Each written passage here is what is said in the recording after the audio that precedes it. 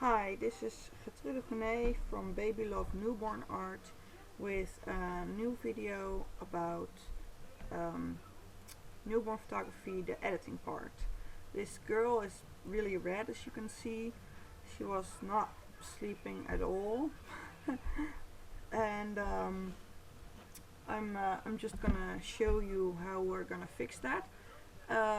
You can do it a million different ways. You can do it with separation frequency, but I have some filters and actions that makes it like way quicker actually. So I wanted to do a video on that because I think it benefits better, because we all want a quicker workflow, and with frequency separation it just takes a little bit longer.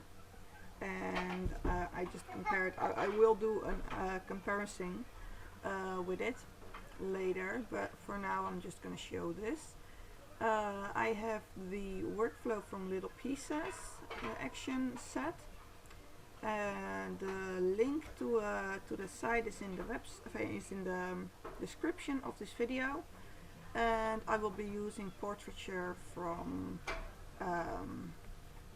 Imagenomic, something like that. Sorry if I misspelled it. And that's also in the link. Well, first of all, this is just, she wasn't having it, and the light is, I keep telling almost every video that you guys need to learn the light, and the light comes from this angle. It's nice 45 degrees away from me, so it has a nice shadow on here, and it's just perfect enough. She's just not looking very nice. It's not the best pose, but it shows how kind of reddish with blue and all over the place she is. So I decided to use it anyway, and I have something here that irritates me. So I'm just I try to make it a quick video.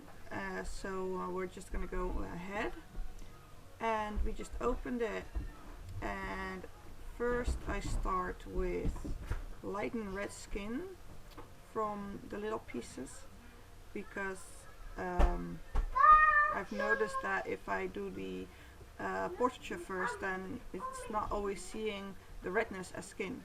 So I decided, I learned that making the skin the right color first is making it easier for portraiture.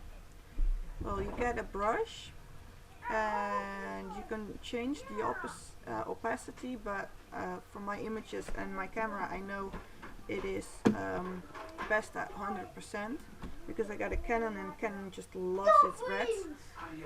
You make sure when you're in the when you're in Lightroom, before you go to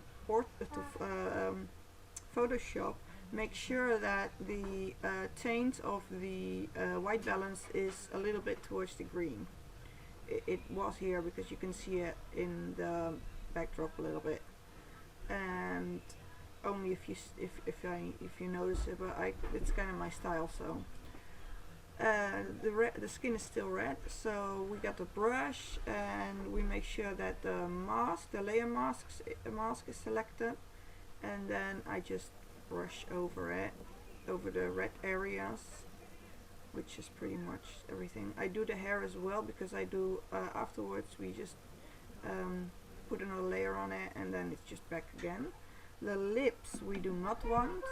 I did do it right now because I always end up just zooming in, and just reverse it. Put your brush smaller, and then just paint it back in. So, and then it is kind of, I feel like it shows a dead girl. This time the eyes are open, so we know it's not, but sometimes it's kind of creepy. But then we go to correct the blues, and we play that. Again, it's the same kind of principle with your brush. You can change the opacity to make sure that it's just gonna be nice. Actually, I need to change it to white. But again, you can also do it here with the layer itself. So I find that because first for a while I over processed. I changed every bit of color change, but then it's just not a real baby anymore, and I kind of like that realness to it, that there are a little bit redder areas, and all those I'm gonna fix, but just a little bit difference. It's normal. It should be. It's on a skin. Skin is never 100% equal, so I end up just always liking it to just do one layer of correcting the reds and one layer of correcting the blues, and then again you flatten the image, and then you can go to filter, Imagenomic, Portraiture. Portraiture is, I don't know, I bought it like a trillion years ago, and but I think it's still very much a nice price.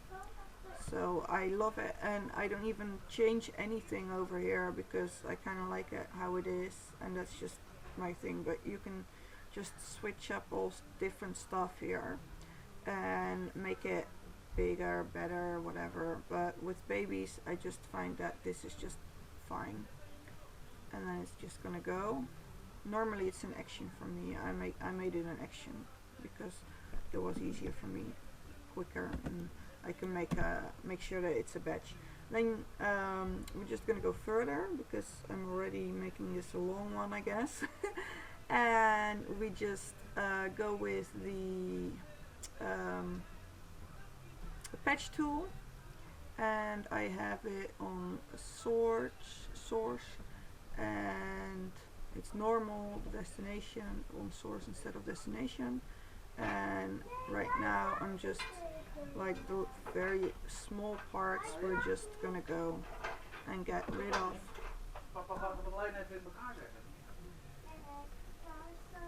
And that's just about it. I do like the different lighting over here. It's still a little reddish here. The frequency separation would definitely alter that. Maybe I'll just show it in another video, and then I'll just put a pre and after. But as you can see, I just moved it around to a different spot where it wasn't reddish, and it took it away as well. So this is just my way of working, and it works kind of good because that was my screen, not not the baby. And I really need to clean my screen, damn it. Sorry. Here we got some redness because it kind of is, the patch tool is perfect with redness as well. So it's just doing a very good job in it. And now you just still keep a very natural skin. I think the Photoshop,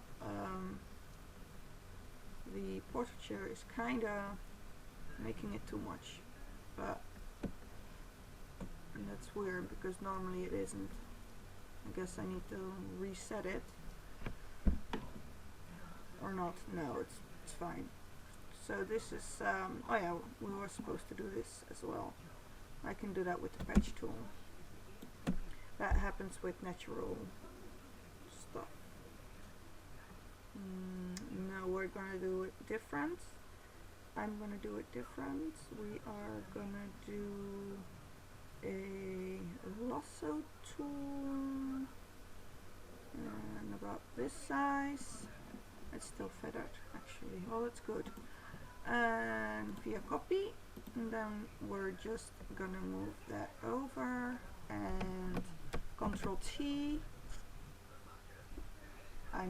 Oh yes, it is. And then we just switch it over a bit. I think I should have done a bigger spot, but we can change that. It's just small stuff. And then we just merge them again, and then you can just make it look better again. That's just a very quick way of getting something. I'm just gonna redo it. I think I shouldn't touch it. I think I'm gonna get worse. Yes, it's only gonna get worse. So we're just gonna leave it. See if I can do it that way. Just those edges. Yes, I didn't even have to go that far in. That's one way of changing or of cloning, because when cloning